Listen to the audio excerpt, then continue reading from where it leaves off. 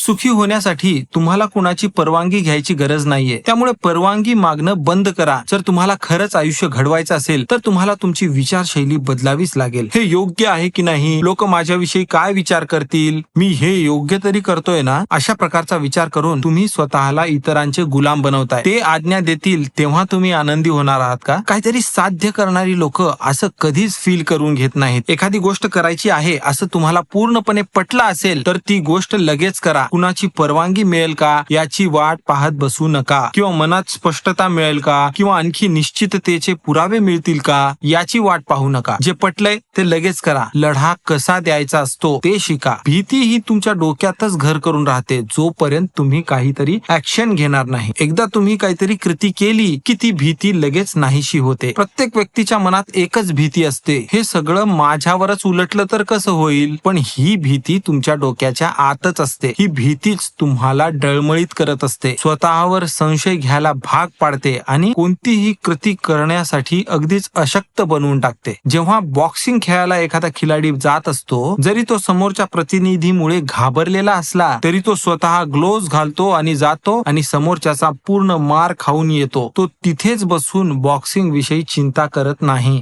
तुम्हाला हे आयुष्य एकाच ठिकाणी बसून चिंता करण्यासाठी मिळालेलं नाही, तर रोज उठून नवनवीन गोष्टी शिकण्यासाठी मिळालेलं आहे. त्यामुळे जा आणि या आयुष्याचं सार्थक करा.